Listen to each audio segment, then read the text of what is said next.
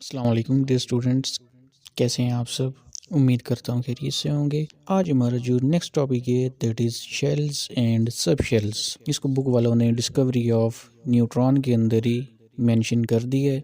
Rutherford ने हमें बताया था कि न्यूक्लियस के दो पोर्शन हैं, एक सेंट्रल पोर्शन है इसके अंदर प्रोटॉन्स और न्यूट्रॉन्स होते हैं, जबकि दूसरा पोर्शन जिसको उसने एक्स्ट्रा न्यूक्लियर पोर्शन कहा था। आज का हमारा टॉपिक उसी एक्स्ट्रा न्यूक्लियर पोर्शन से रिलेटेड है। लेट्स सपोज ये न्यूक्लियस है।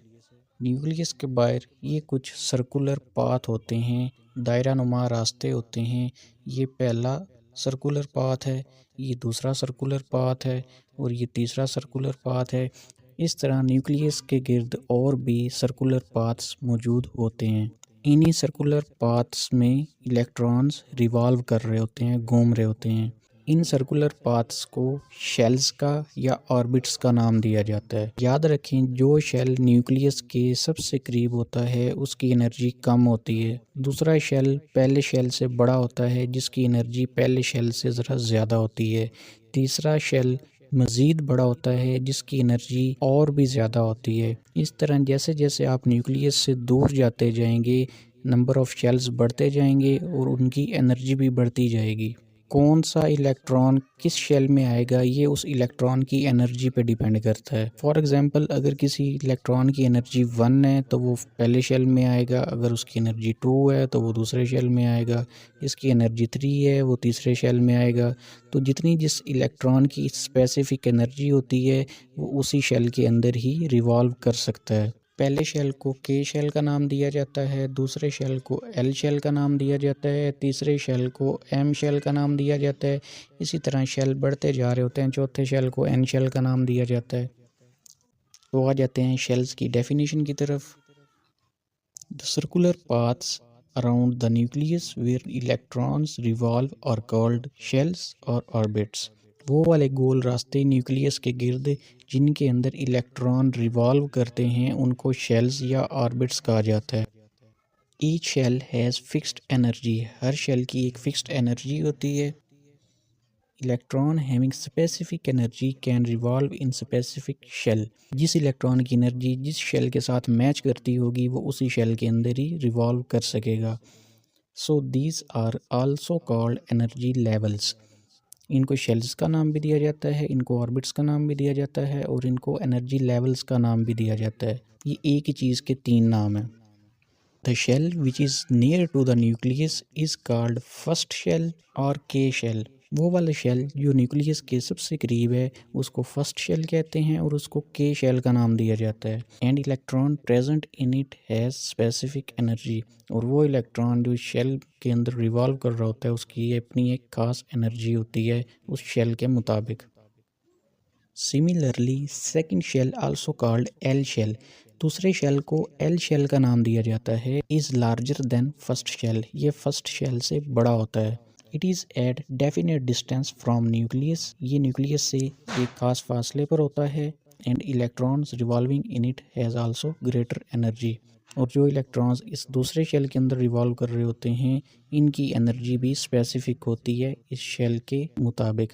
क्योंकि ये शेल न्यूक्लियस से ज़रा दूर है पहले शेल की निस्बत, इसलिए इस शेल की एनर्जी पहले शेल की निस्बत ज़्यादा होती है। सिमिलरली इलेक्ट्रॉन्स में प्रेजेंट इन थर्ड और हायर शेल्स। इस तरह इलेक्ट्रॉन्स तीसरे शेल में भी होते हैं, चौथे में भी होते हैं, पाँचवें में भी होते हैं। तमाम हायर शेल्स के अंदर इलेक्ट्रॉन्स मौजूद होते हैं। अच्छा, अब हर शेल के लिए अपना एक नंबर होता है जिसको n से ज़ाहिर किया जाता है। पहले शेल के लिए n की वैल्यू 1 होती है, दूसरे शेल के लिए n की वैल्यू 2 होती है, तीसरे शेल के लिए n की वैल्यू 3 होती है। इसी तरह आगे चौथे के लिए 4 होगी, पाँचवें के लिए 5 होगी and so on. Number of electrons in a shell. अगर हमें किसी शेल के अंदर इलेक्ट्रॉन्स की तादाद मालूम करनी है कि किस शेल के अंदर कितने इलेक्ट्रॉन्स आ सकते हैं तो उसके लिए ये एक फार्मूला है 2n²। इस फार्मूले के अंदर हम n की वैल्यूज़ पुट करते जाएंगे तो हमारे पास उस शेल के अंदर इलेक्ट्रॉन्स की तादाद आती जाएगी। फॉर एग्ज़ाम्पल, हमारे पास पहला शेल है के शेल जिसके लिए n की वैल्यू 1 होती है। तो इस फार्मूले के अंदर ज़रा 1 की वैल्यू पुट करें, n की जगह पे 1 आ जाएगा। 1 का स्क्वायर 1 होता है और 2 को 1 से मल्टीप्लाई करेंगे तो हमारा आंसर आएगा 2। तो पहले शेल के अंदर यानी कि के शेल के अंदर मैक्सिमम 2 इलेक्ट्रॉन्स आ सकते हैं। याद रखें ये मैक्सिमम की बात हो रही है, ज़्यादा से ज़्यादा। इससे कम इलेक्ट्रॉन्स भी हो सकते हैं, एक इलेक्ट्रॉन भी हो सकता है और पॉसिबिलिटी है कि एक भी ना हो। दूसरा शेल हमारे पास एल शेल होता है और हम अब देखेंगे कि एल शेल के अंदर मैक्सिमम कितने इलेक्ट्रॉन्स आ सकते हैं। तो ये वाला फार्मूला हम अप्लाई करेंगे, एन की जगह पे अब 2 आ जाएगा। 2 का स्क्वायर हमें पता है 4 होता है, तो 2 को 4 से मल्टीप्लाई करेंगे तो हमारा आंसर आ जाएगा 8। एल शेल के अंदर मैक्सिमम 8 इलेक्ट्रॉन्स आ सकते हैं। इसी तरह आप तीसरे के लिए, चौथे के लिए वैल्यूज़ निकाल सकते हैं। सिंपल एन की वैल्यूज़ पुट कर दीजिए। तीसरे में 18 इलेक्ट्रॉन्स आ सकते हैं, चौथे में 32 आ सकते हैं। तो इस तरह ये सिलसिला चलता जाएगा। Number of electrons in a shell. In order to find out number of electrons in a shell, scientists devised a formula called 2n square formula. Shell के अंदर इलेक्ट्रॉन्स की तादाद को मालूम करने के लिए साइंसदानों ने एक फार्मूला ड्राइव किया जो कि था 2n स्क्वायर। यहाँ पे n की वैल्यू 1 भी हो सकती है, 2, 3, 4 and so on. For k shell n is equal to 1 means k shell can have maximum 2 electrons. n की वैल्यू 1 होगी तो पहले शेल में 2 इलेक्ट्रॉन्स आ सकते हैं। दूसरा शेल होता है l जिसमें n की वैल्यू 2 होगी और मैक्सिमम उसके अंदर 8 इलेक्ट्रॉन्स आ सकते हैं। तीसरा शेल m शेल होता है जिसमें n की वैल्यू 3 होती है।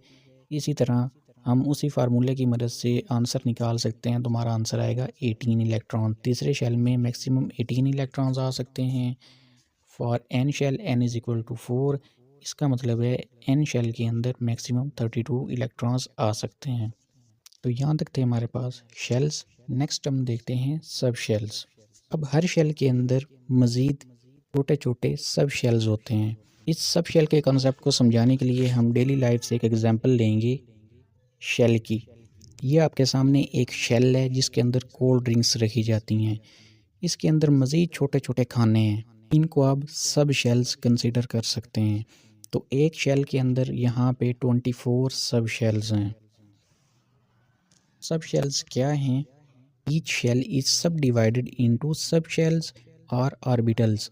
हर शेल को मज़ीद सब शेल्स के अंदर डिवाइड किया गया होता है। उन सब शेल्स को ऑर्बिटल्स का नाम भी दिया जाता है। The number of subshells in a shell is equal to the value of n for that shell. अब किसी शेल के अंदर कितने सब शेल्स होंगे ये डिपेंड करता है कि n की वैल्यू कितनी है। जितनी किसी शेल की n की वैल्यू होगी उस शेल के अंदर उतने ही सब शेल्स होंगे। जैसे कि हमारे पास k शेल है, इसमें n की वैल्यू 1 होती है तो इसके अंदर एक ही सब शेल होगा। दूसरा शेल जो हमारे पास l शेल है जिसमें n की वैल्यू 2 होती है तो दूसरे शेल के अंदर 2 सब शेल्स होंगे। इसी तरह तीसरे के अंदर 3 सब शेल्स होंगे, चौथे के अंदर 4 सब शेल्स होंगे एंड सो ऑन। एग्जांपल्स देखते हैं। For first shell k shell n is equal to 1 have only 1 sub shell. पहले शेल के लिए n की वैल्यू 1 है तो इसका एक ही सब शेल होगा और उस सब शेल को s सब शेल का नाम दिया जाता है। फॉर सेकंड शेल यानी कि l शेल, उसके लिए n की वैल्यू 2 होगी तो उसके अंदर 2 सब शेल्स होंगे और उनका नाम क्या क्या होगा? एक सब शेल का नाम होगा s सब शेल और दूसरे का नाम होगा p सब शेल। फॉर थर्ड शेल जिसको हम m शेल कहते हैं, उसके लिए n की वैल्यू 3 होती है तो इस शेल के अंदर 3 ही सब शेल्स होंगे, एक s, दूसरा p और तीसरा d सब शेल होगा। और फोर्थ शेल यानी कि चौथा शेल जिसको n शेल कहा जाता है, उसके लिए n की वैल्यू 4 होती है तो इसका मतलब है n शेल के अंदर 4 सब शेल होंगे, एक s, दूसरा p, तीसरा d और चौथा f सब शेल। जिस तरह हमने शेल्स के अंदर देखा कि हर शेल के अंदर कितने कितने इलेक्ट्रॉन्स आ सकते हैं, इसी तरह अब हम देखेंगे कि सब शेल्स के अंदर कितने कितने इलेक्ट्रॉन्स आ सकते हैं। नंबर ऑफ इलेक्ट्रॉन्स इन सब शेल्स। सब शेल के अंदर 2 इलेक्ट्रॉन्स आ सकते हैं, p के अंदर 6 आ सकते हैं, d के अंदर 10 आ सकते हैं और f के अंदर 14 इलेक्ट्रॉन्स आ सकते हैं। पहला शेल जो कि के शेल है, इसके अंदर सिर्फ एक ही सब शेल होगा ना, क्योंकि इसके लिए n की वैल्यू 1 है, तो इसका एक ही सब शेल होगा जिसको हम s सब शेल कहते हैं। तो के के अंदर जो 2 इलेक्ट्रॉन्स होते हैं वो एक्चुअली सब शेल s के अंदर मौजूद होते हैं। दूसरा शेल l शेल है, क्योंकि इसके लिए n की वैल्यू 2 होती है, तो इसके 2 सब शेल होंगे, एक s होगा दूसरा p होगा। पीछे हमने देखा है कि एल शेल के अंदर मैक्सिमम 8 इलेक्ट्रॉन्स आ सकते हैं। तो 8 कैसे आएंगे? 2 जाएंगे एस के अंदर, 6 जाएंगे पी के अंदर।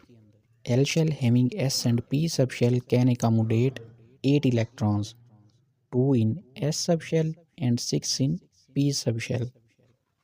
M shell having S P and D sub shells can accommodate 18 electrons.